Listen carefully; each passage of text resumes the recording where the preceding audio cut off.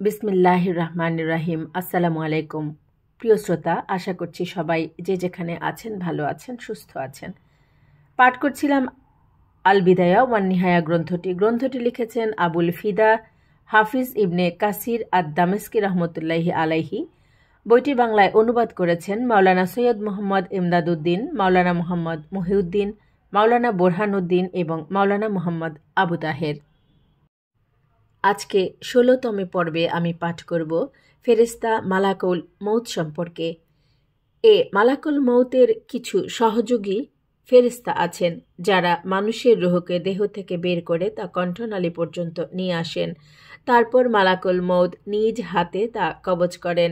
তিনি তা কবজ করার পর সহযোগী ফেরেশতাগণ এক পলকের জন্য তা তার হাতে থাকতে না দিয়ে সঙ্গে সঙ্গে তারা তাকে নিয়ে উপযুক্ত কাফনে আবৃত করেন।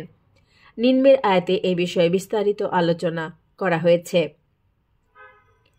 যারা শাশ্বত বাণীকে বিশ্বাসী তাদেরকে ইহজীবনে ও পরজীবনে আল্লাহ সুপ্রতিষ্ঠিত রাখবেন। 14 নম্বর সূরা 27 নম্বর আয়াত। তারপর তারা রুহটি নিয়ে ঊর্ধ্ব জগতের দিকে রওনা হন। রুহ যদি সৎকর্মপরায়ণ হয় তাহলে তার জন্য আকাশের দ্বারসমূহ খুলে দেওয়া হয়, অন্যথায় তার সামনেই তা বন্ধ করে দিয়ে তাকে পৃথিবীর দিকে ছুঁড়ে ফেলা হয়।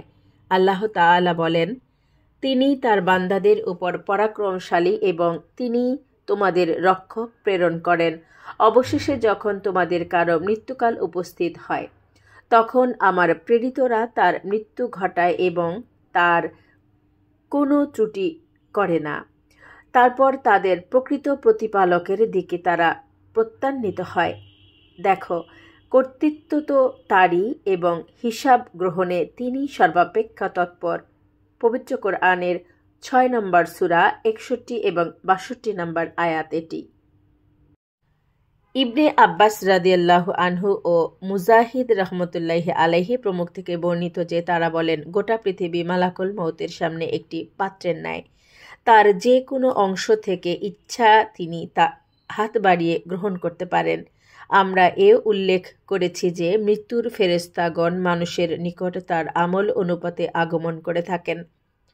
লোক যদি মুমিন হয় তবে তার নিকট উজ্জ্বল চেহারা, সাদা পোশাক ও হৃদয়বান ফেরেশতাগণ আগমন করেন। আর লোক যদি কাফির হয় তাহলে এর বিপরীত বেশি ফেরেশতাগণ আগমন করেন।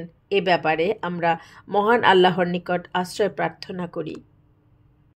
জাফর ইবনে মোহাম্মদ তার পিতাকে বলতে শুনেন যে একদা রাসূলুল্লাহ সাল্লাল্লাহু আলাইহি ওয়াসাল্লাম জনক ও আনসারীর শিয়রে বসে মালাকুল মৌতকে দেখতে পেয়ে তাকে বললেন, হে মালাকুল মৌত, আমার সাহাবীর সঙ্গে সদয় ব্যবহার করুন, কারণ সে মুমিন। জবাবে মালাকুল মৌত বললেন, হে মুহাম্মদ, আপনি নিশ্চিন্ত থাকুন এবং আপনার চোখ জুড়াক, কেননা আমি প্রত্যেকটি মুমিনের ব্যাপারেই সদয়। আপনি জেনে রাখুন, পৃথিবীর কোনো মাটির কাঁচা ঘর বা পশম আচ্ছাদিত তাঁবু, তা জলে হোক বা স্থলে হোক, এমন নেই যেখানে আমি দৈনিক 5 বার লোকদের তল্লাশি না করে থাকি। ফলে ছোট বড় সকলকেই আমি ব্যক্তিগতভাবে চিনি। আল্লাহর শপথ, হে মুহাম্মদ, আল্লাহর আদেশ ব্যতীত একটি মশার রূহ কবজ করার সাধ্য আমার নেই। জাফর ইবনে মোহাম্মদ বলেন, আমার আব্বা আমাকে জানিয়েছেন যে মৃত্যুর ফেরেশতাগণ নামাজের সময়ও লোকদেরকে তল্লাশি করে ফিরেন। তখন কারো মৃত্যুর সময় এসে পড়লে যদি সে নামাজের পাবন্দ হয়ে থাকে তাহলে ফেরেশতা তার নিকটে এসে শয়তানকে তাড়িয়ে দেন এবং সে সংকটময় মুহূর্তে তাকে এর তালকিন করেন, লা ইলাহা ইল্লাল্লাহু মুহাম্মাদুর রাসূলুল্লাহ। এই হাদিসটি মুরসাল এবং কেউ কেউ এর সমালোচনা করেছেন। সিংহা সম্পর্কিত হাদিসে আমরা আবু হুরায়রা রাদিয়াল্লাহু আনহুর সূত্রে রাসূলুল্লাহ সাল্লাল্লাহু আলাইহি ওয়াসাল্লামের এর একটি দীর্ঘ হাদিস বর্ণনা করেছি।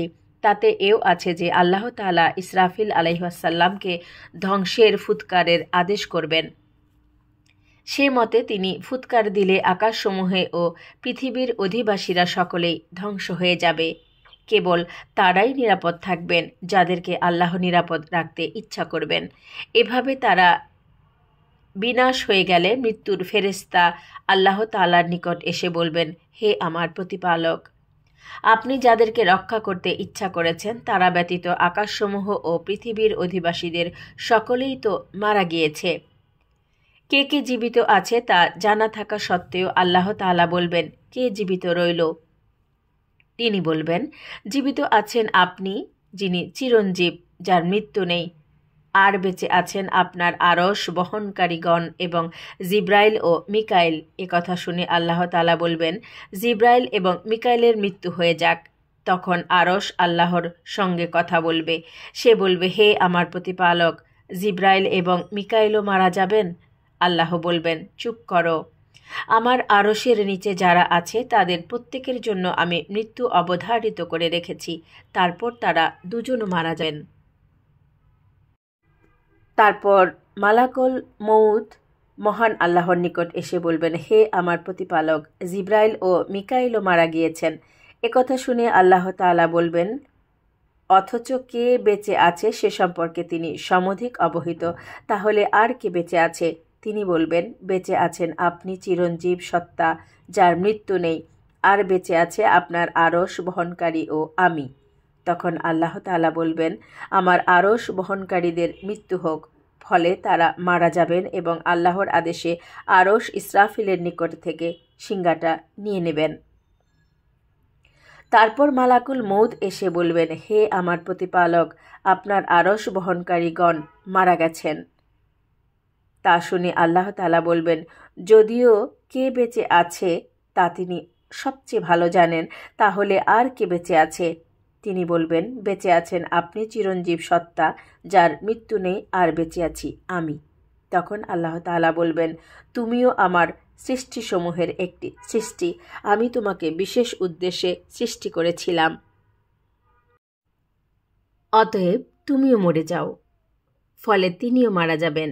তারপর অবশিষ্ট থাকবেন শুধু অদ্বিতীয় পরাক্রমশালী এক ও অমুখাপেক্ষী সত্তা, যিনি কাউকে জন্ম দেননি এবং যাকে কেউ জন্ম দেয়নি, যার তুল্য কেউ নেই, যিনি প্রথমে যেমন ছিলেন পরেও তেমনই থাকবেন। ইমাম তাবারানি ইবনে জারির এবং বায়হাকি রহমতুল্লাহি আলাইহি এই হাদিসটি সবিস্তারে বর্ণনা করেছেন।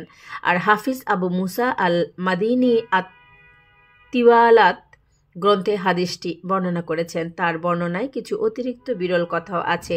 তা হলো, আল্লাহ তাআলা বলবেন, তুমি আমার সৃষ্টিসমূহের একটি সৃষ্টি, তোমাকে আমি বিশেষ উদ্দেশ্যে সৃষ্টি করেছিলাম, অতএব তুমি এমনভাবে মরে যাও যার পর আর কখনো তুমি জীবিত হবে না। কুরআনে যেসব ফেরেশতার নাম উল্লেখ করা হয়েছে, প্রাচীন যুগের বিপুল সংখ্যক আলিমের মতে তাদের মধ্যে হারুত এবং মারুতও রয়েছেন। এদের কাহিনী সম্পর্কে বেশ কিছু রিওয়ায়েত বর্ণিত হয়েছে, যার বেশিরভাগই ইসরায়েলি বর্ণনা। ইমাম আহমদ রহমতুল্লাহি আলাইহি এ প্রসঙ্গে ইবনে উমর রাদিয়াল্লাহু আনহু থেকে একটি মারফু হাদিস বর্ণনা করেছেন এবং ইবনে হিব্বান তার তাকাসিম গ্রন্থে তাকে সহিহ বলে মন্তব্য করেছেন। তবে আমার মতে বর্ণনাটির বিশুদ্ধতায় সন্দেহের অবকাশ রয়েছে। হাদিসটি আবদুল্লাহ ইবনে উমর রাদিয়াল্লাহু আনহু এর উপর মওকুফ হওয়াই অধিকতর যুক্তিসঙ্গত। সম্ভবত এটি তিনি কাব আহবার থেকে গ্রহণ করেছেন, যেমন পরে এর আলোচনা আসছে। উক্ত বর্ণনায় আছে যে জোহরা তাদের সামনে সেরা সুন্দরী রমণী রূপে আত্মপ্রকাশ করেছিল। আলী ইবনে আব্বাস ও ইবনে উমর রাদিয়াল্লাহু আনহু থেকে বর্ণিত আছে যে জোহরা একজন রমণী ছিল। হারুত ও মারুত তার নিকট কুপ্রস্তাব দিলে ইসমে আজম শিক্ষাদানের শর্তারোপ করে এবং তারা তাকে তা শিখিয়ে দেন। তখন সে তা পাঠ করে আকাশে উঠে যায় এবং শুক্র গ্রহের রূপ ধারণ করে।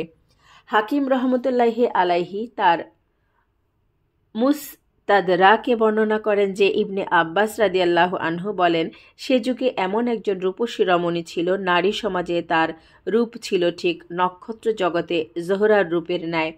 জোহরা সম্পর্কে বর্ণিত পাঠগুলোর মধ্যেই এটি সর্বোত্তম। কেউ কেউ বলেন হারুত মারুতের কাহিনীটি ইদ্রিস আলাইহিসসালাম এর আমলে ঘটেছিল।